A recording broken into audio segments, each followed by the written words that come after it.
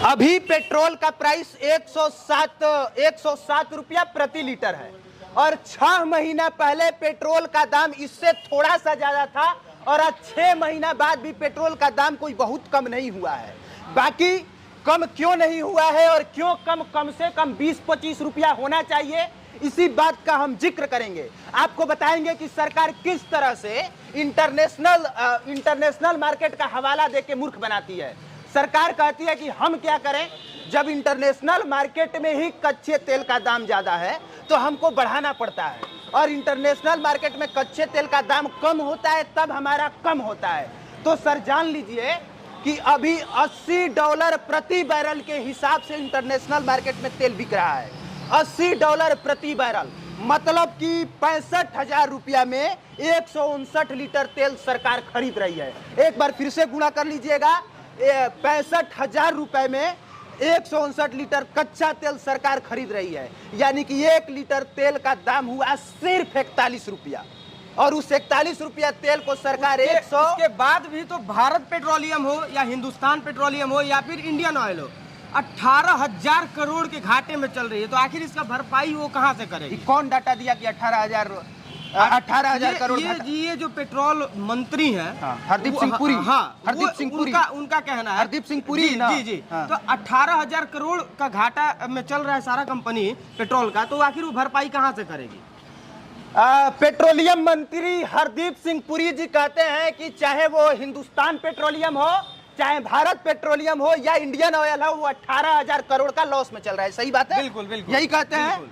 लेकिन वो ये बताना सब भूल गए कि एक समय था जब $129 प्रति बैरल के हिसाब से तेल जो है वो भारत का कच्चा तेल भारत सरकार खरीद रही थी और उस समय तेल का दाम महंगा था। लेकिन आज जब इंटरनेशनल मार्केट में दाम कम हो गया तब बताइए पेट्रोल का दाम कम होना चाहिए। ये सरकार की गलती है, ये सरकार की गलती है। तब लूट घसोट हो रहा है ना? हाँ बिल्कुल हो रहा है ना, बिल्कुल लूट घसोट हो रहा होगा। उस टाइम जनता को नहीं बताया गया होगा कि जनता जानेगी तो फिर उसके खिलाफ आवाज उठाएगी।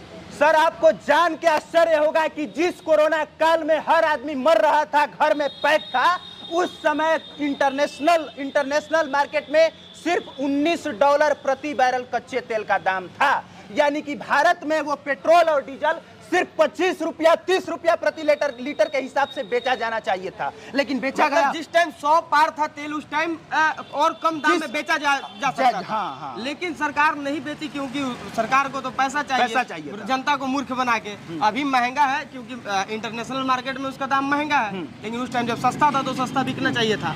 एक वक्त था जब भारत में कोरोना काल में 25 और 30 रुपया प्रति लीटर के हिसाब से पेट्रोल बेचा जा सकता था, लेकिन उस समय दाम बढ़ा दिया गया और आज हवाला दिया जा रहा है कि इंटरनेशनल मार्केट में दाम बढ़ गया है।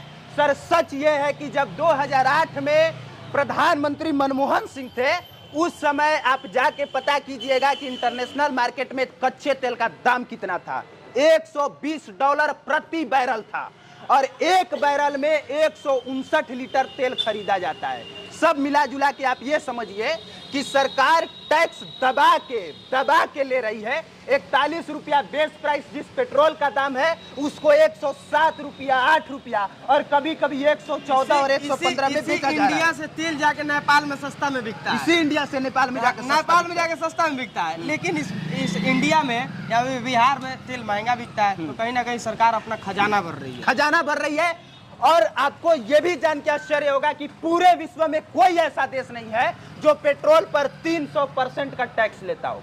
सरकार हमारे यहाँ 300% का टैक्स लेती है और जो पेट्रोल और डीजल इंटरनेशनल मार्केट का हवाला दिया जाता है कि वहां पर महंगा है इसलिए हम महंगा बेच रहे हैं।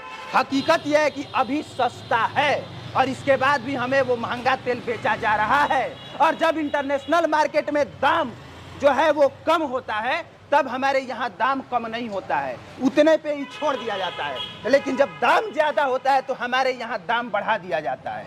यह हकीकत है भारत पेट्रोलियम का, यह हकीकत है हिंदुस्तान पेट्रोलियम का और यह हकीकत है इंडियन ऑयल का। और यह हकीकत है कि ये लोग कहते हैं कि हम लोग 18,000 करोड़ घाटा में चल रहे हैं, लेकिन आप जाके पता कीजिएगा फायदा होगा तो पब्लिक को उसका प्रॉफिट नहीं देंगे। फायदा होगा जाके पता कीजिएगा, घाटा होगा तो उससे पब्लिक से लूटेंगे। हाँ बिल्कुल, यही फायदा बात है। होगा तो पब्लिक नहीं उसका हिस्सेदार आप बनेगी। जाके और जब पता- घाटा होगा तो पब्लिक उसका आप समझेगी। जाके पता कीजिएगा तो हिंदुस्तान पेट्रोलियम का मालिक जो भी हो, इंडियन ऑयल का, भारत, इस सब लोग एसी में रह रहा है। बिल्कुल बिल्कुल। और लाइफ स्टाइल जो है वो मर्सिडीज लाइफ स्टाइल जी रहा है। बिल्कुल, luxury लेकिन के साथ।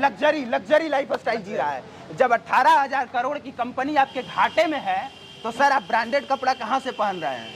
हकीकत यह है कि हर आदमी जितना अमीर होता है उसको दिखाया जाता है कि वो उतना लोन में चल रहा है।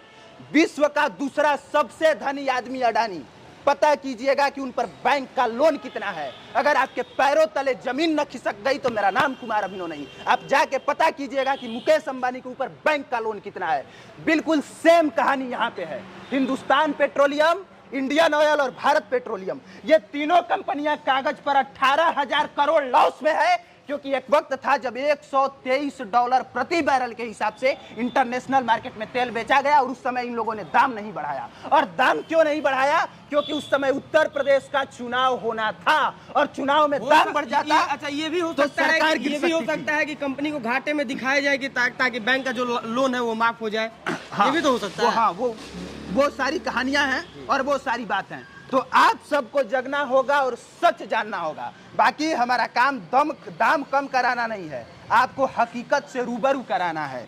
आपको ये बताना है कि सरकार आराम से तेल 41 रुपया में खरीदती है, विदेश से अपने देश में लाने पर प्रति लीटर मुश्किल से 4-5 पैसा लगता है, 3-3.5 रुपया डीलर का कमीशन लगता है, मुश्किल से हुआ 45 रुपया। तो 45 रुपया के बाद जितना तेल का दाम है उस सब केंद्र सरकार और राज्य सरकार का अपना टैक्स है। एकदम आसान भाषा में बताएं तो 41 रुपया का तेल है और बाकी का पैसा आप सीधे सरकार के खाते में डाल रहे हैं, न कि भारत पेट्रोलियम के खाते में डाल रहे हैं, न इंडियन ऑयल के खाते में डाल रहे हैं और न हिंदुस्तान पेट्रोलियम के खाते में डाल रहे हैं। बाकी मुझे लगता है कि सब कुछ बात समझ में आ गई होगी। मेरा नाम कुमार अभिनव है, आप पब्लिक प्लेटफॉर्म देख रहे थे और हमारे साथ इस मुद्दे पर डिस्कशन करने के लिए विशाल राय थे। कैमरे के पीछे कुंदन पांडे थे। देखने के लिए धन्यवाद।